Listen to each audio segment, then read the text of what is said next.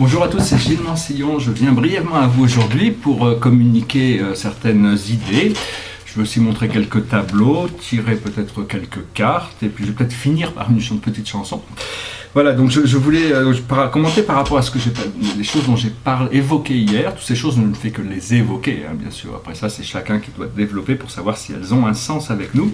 Je parlais des 250 à 350 programmations subconscientes qu'on a en tant qu'humain. Il faut savoir qu'il y a énormément de choses qui ont été déjà nettoyées, et la plupart de ces choses ne sont pas forcément des toxines, mais c'est des programmes inconscients, subconscients, des choses qu'on fait sans en avoir conscience, par force d'habitude, par obligation, enfin toutes sortes de choses. Et donc il faut arriver à essayer de désactiver toutes les choses qui ne sont pas conscientes pour arriver à prendre... Après ça, si on les fait consciemment, c'est autre chose, on prend responsabilité de sa conscience. Et donc le but, c'est d'arriver à la sérénité et la lucidité. C'est le point où plus rien ne peut vous mettre en colère. Vous n'avez plus de boutons à pousser, mais tant qu'il y a des choses qui sont pas... tant qu'il y a des boutons à pousser, la vie va trouver un moyen de pousser ces boutons pour arriver à les désactiver.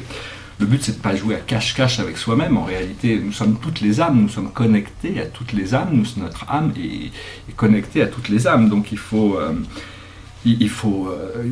arriver à s'ouvrir à cette connaissance, cette connexion au niveau plus intime, plus profond.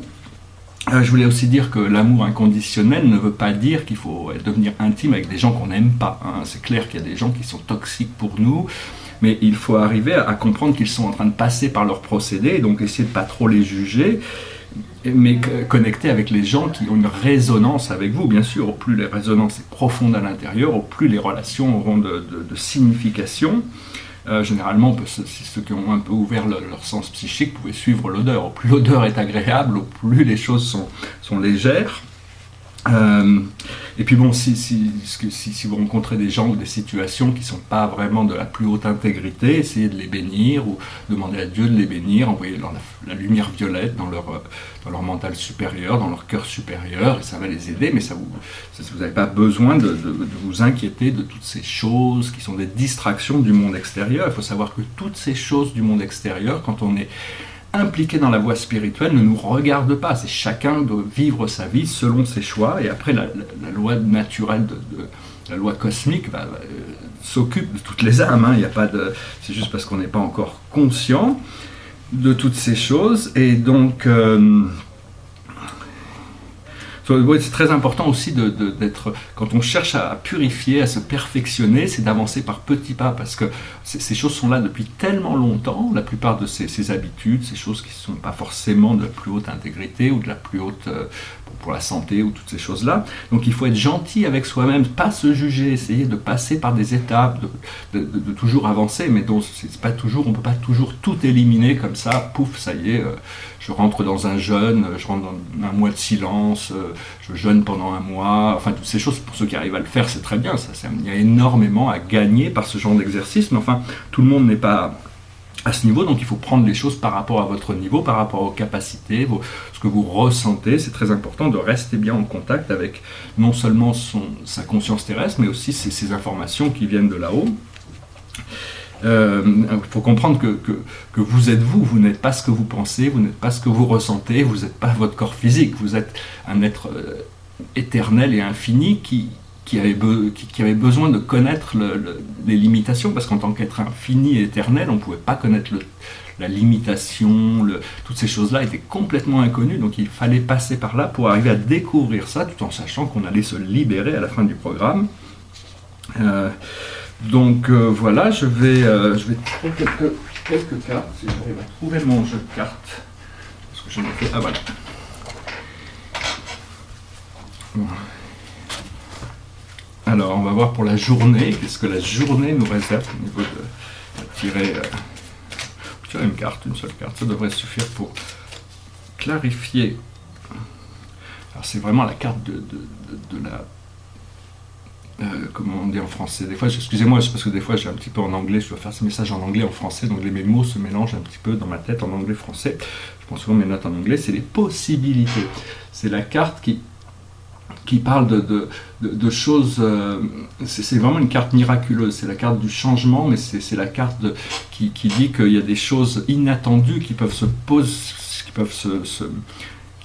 présenter, c'est vraiment, c'est l'aigle qui qui survole, et donc c'est le messager entre le ciel et la terre. L'aigle royal, c'est un des rares animaux qui arrive à traverser les océans dans la couche supérieure de l'atmosphère. C'est un cadeau de Vénus, l'aigle royal. Et donc c'est le messager entre les plans supérieurs et les plans inférieurs, mais même quand il est très haut dans le ciel, il arrive à voir toutes les possibilités, toutes les choses qui se passent au sol, parce qu'il a une vision très très très pointue. Et donc c'est vraiment une carte qui parle de choses inattendues, des possibilités inattendues qui peuvent se présenter, qui peuvent faire c'est la providence en français, voilà le mot que je cherchais. Donc c'est vraiment une journée exceptionnelle. J'espère que, puis bon, il faut pas avoir trop d'attentes, mais il faut être prêt pour recevoir des choses inattendues dans notre vie. Voilà, donc je vais montrer quelques tableaux. Ce tableau, je l'ai déjà un peu montré. Celui-là est un peu compliqué, je vais en parler demain dans la prochaine vidéo. C'est un tableau sur le hiking qui est un peu compliqué. Voilà, celui-là c'est un tableau de 2005, c'est mes intérieurs, ça s'appelle Deux visiteurs, et donc je l'aime beaucoup. C'est un peu des gens un peu transparents, on dirait un peu des statues, mais en réalité c'est des visiteurs, avec ce tableau au milieu, là, c'est une sorte de... Excusez-moi, j'ai pas la main très très stable avec ça. Tableau de 2005, ici à côté c'est... Je pensais retravailler dessus, mais je vois pas trop ce que je peux faire. C'est un arbre de la vie avec la terre cristal. En bas, au-dessus, c'est le soleil, avec la mère éthérique soleil et le père éthérique soleil. La station médiane au-dessus, donc c'est le corps de lumière hein, aussi, ça connectait à notre corps de lumière avec les Pléiades au-dessus. Antares, Arcturus, Sirius au-dessus, qui nous amène au centre galactique, avec la mère galactique Alpha et le père galactique Oméga et la source omnigalactique au-dessus. Alors bon, ça c'est un tableau, je pensais retravailler dessus, mais je pense qu'il est pas mal comme ça. Et puis deux autres tableaux qui sont des intérieurs aussi. Ça s'appelle la porte dorée, donc c'est toute une atmosphère dans ces tableaux. Bon, je vais montrer le tableau, des petits détails. C'est le tableau abstrait. Ce tableau du milieu, c'est une sorte comme s'il y avait la terre et au-dessus il y avait une porte dorée avec quelqu'un qui se tient dans la porte. Alors, ça c'est un tableau de 2007 et un autre tableau de 2007. C'est un autre intérieur. C'est marrant, il y a une tête de personnage qui s'est mise là. C'est pas moi qui l'ai mise. Hein. Je vais montrer quelques petits détails.